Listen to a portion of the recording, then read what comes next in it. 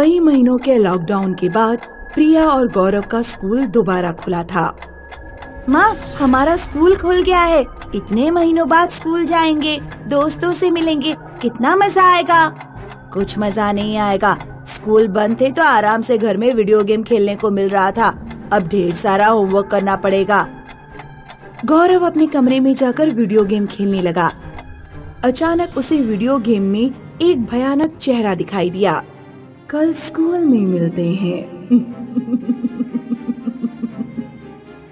Mummy! गौरव की माँ और बहन उसके रूम में आते हैं। क्या हुआ गौरव? वीडियो गेम में कोई चुड़ैल है। इसमें इतनी चिल्लाने वाली क्या बात है? कोई कैरेक्टर होगा गेम का। नहीं, कोई भयानक आवाज में बोला। ज्यादा वीडियो गेम खेल खेल कर तेरा दिमाग खराब हो गया है। अब सो जा, कल स्कूल जाना है। प्रिया भी अपने रूम में सोने चली गई। मैंने अपनी स्कूल ड्रेस तो प्रेस ही नहीं की है। प्रिया ने अपनी ड्रेस निकालने के लिए अलमारी खोली। अलमारी के अंदर एक भूतनी स्कूल ड्रेस पहने खड़ी हुई थी। भूतनी उसका गला पकड़ लेती है। क्या हो गया? अलमारी में भूतनी है। अब लग रहा है तेरा दिमाग खराब हो गया है। माँ अलमारी खोलकर देखती है।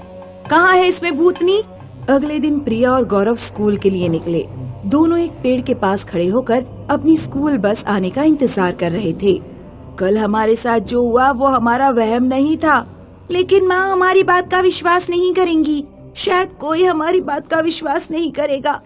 तभी अचानक एक चुड़ैल पेड़ के ऊपर से गौरव के गले में फंदा डाल देती है और गौरव को खींचने लगती है। गौरव का दम घुटने लगता है। कोई मेरे भाई को बचाओ! तभी स्कूल बस वहाँ आ जाती है। अंकल, अंकल मेरे भाई को बचाइए ना, मेरे भाई को बचाइए ना अंकल।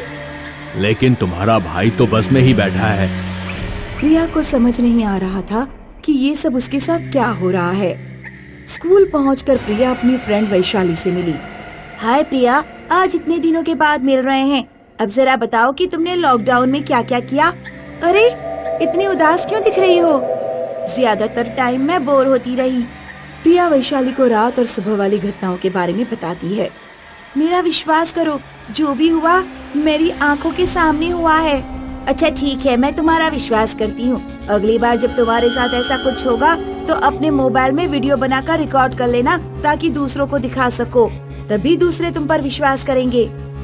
उधर गौरव लाइब्रेरी में एक बुक ढूंढ रहा था। जैसे ही उसने बुक उठाई, दूसरी तरफ से किसी ने उसका हाथ पकड़ लिया। गौरव ने बुक उस हाथ पर मारी और लाइब्रेरी से भागा।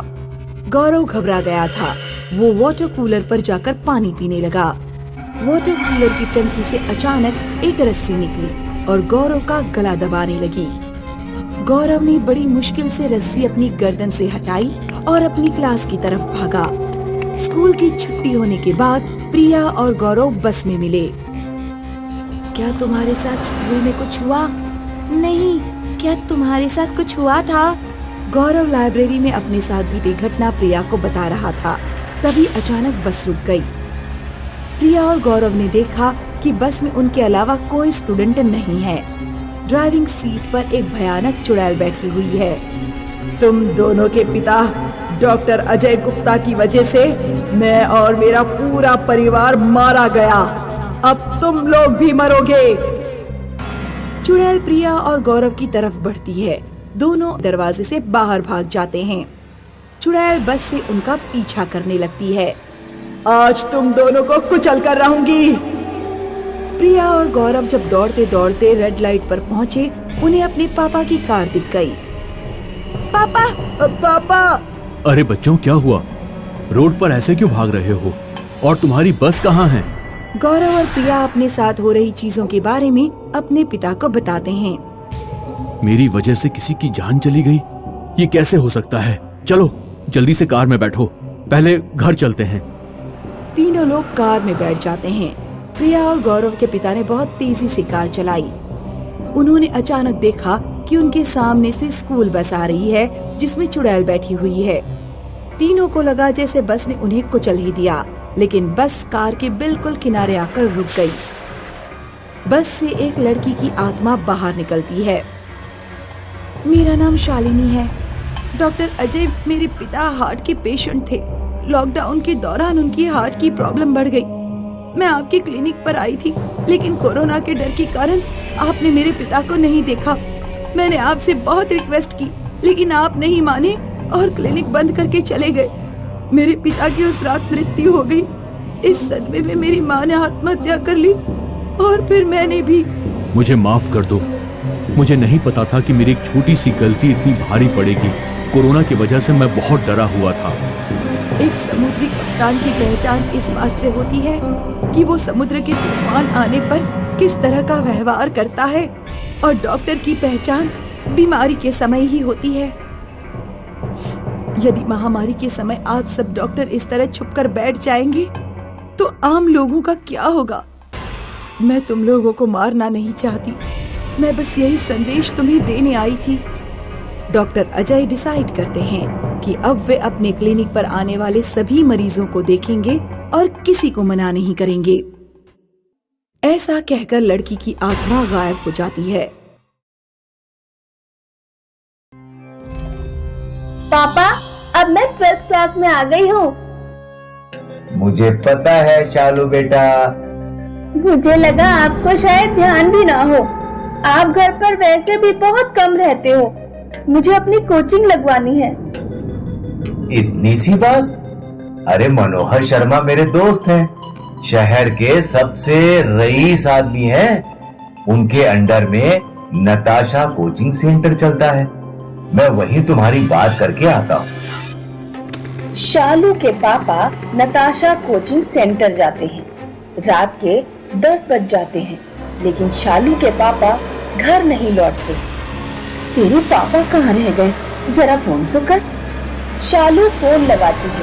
पापा फोन नहीं उठा रहे।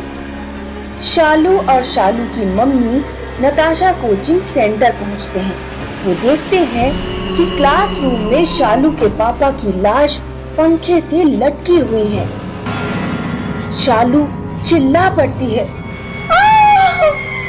शालू के पापा को किसने मारा? क्या है नताशा कोचिंग सेंटर का राज? आइए सुनते हैं कहानी भूतिया कोचिंग सेंटर। रमेश का परिवार उत्तर प्रदेश के बरेली जिले में रहता था। रमेश एक प्राइवेट स्कूल में टीचर था। पापा, आज ड्यूटी से लौट कर आइएगा तो मोमोज लेते आइएगा। ठीक है बेटा। रमेश ड्यूटी से लौटकर आता है तो उसका चेहरा उतरा हुआ था। क्या हुआ?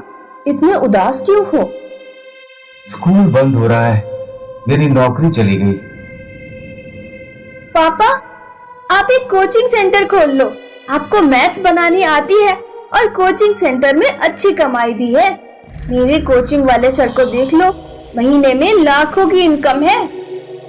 रमेश एक प्लॉट खरीदकर वहां अपना कोचिंग सेंटर बनवाता है और उसका नाम रखता है नताशा कोचिंग सेंटर। रमेश बहुत मेहनत और लगन से अपने स्टूडेंट्स को पढ़ाता है, इसीलिए कुछ ही दिनों में उसका कोचिंग सेंटर अच्छा चलने लगा। शहर के सबसे बड़े बिजनेसमैन मनोहर शर्मा की नताशा कोचिंग सेंटर पर नजर पड़ गई। अगर ये कोचिंग सेंटर अपना हो जाए तो बहुत प्रॉफिट होगा। एक दिन मनोहर रमेश के घर पहुंचता है। नताशा कोचिंग सेंटर तुम्हारा ही है? हाँ जी, बताइए। मैं मनोहर शर्मा हूं। मेरा नाम तो सुना ही होगा। मैं चाहता हूं तुम अपना कोचिंग सेंटर मुझे बेच दो। मैं इसमें फिजिक्स और केमिस्ट्री के टीचर्स भी रख दूंगा। मैथ्स तुम ही पढ़ाओगे। बस कोचिंग सेंटर मेरे अंडर में चलेगा। नहीं, मैं अपना कोचिंग नहीं बेचूंगा। पूरे शहर में कोई मुझे ना नहीं कह सकता। जिस चीज पर मेरा दिल आ जाए मैं उसे खरीद कर ही रहता हूं। मैंने आपसे कह दिया ना, नहीं बेचना है। ठीक है। मनोहर रात में कुछ गुंडे रमेश के घर भेज देता है और रमेश के पूरे परिवार को मरवा देता है। मनोहर नताशा कोचिंग सेंटर में अपने टीचर रखवा देता है और कोचिंग सेंटर उसके अंडर में चलती रहती है। 2 साल बाद, चलो बच्चों अब छुट्टी, अब हम दिवाली की छुट्टियों के बाद मिलेंगे। सारे स्टूडेंट्स चले जाते हैं और टीचर बोर्ड साफ करने लगता है। टीचर को 3 लोग बेंच पर बैठे दिखाई देते हैं। ये तीनों रमेश, रमेश की पत्नी और रमेश की बेटी के भूत थे। उनके चेहरे डरावने थे। अरे तुम लोग कौन हो? जाओ यहाँ से। तीनों आत्माएं टीचर का गला घोंटकर उसे मार देती हैं। अगले दिन मनोहर शर्मा कोचिंग पहुंचता है। सीसीटीवी चेक करो। मनोहर देखता है कि रमेश के पूरे परिवार का भूत टीचर को मार रहा है। अरे नहीं, ये तो वही तीनों लोग हैं। लगता है इनकी आत्मा भटक रही है। अगर ये सीसीटीवी फुटेज पुलिस के हाथ लग गई तो पुलिस रमेश के परिवार की हत्या की भी जांच करेगी और मुझ पर शक करेगी, इसलिए पुलिस स्टेशन जाना बेकार है। मनोहर घबरा जाता है। वो तुरंत अपने घर पहुंचकर पूरे घर में बॉडीगार्ड तैनात करवा देता है और एक तांत्रिक को बुलाकर पूजा पाठ करवाता है। वो तीनों आत्माएं मेरे पास तो नहीं आएंगी बाबा जी?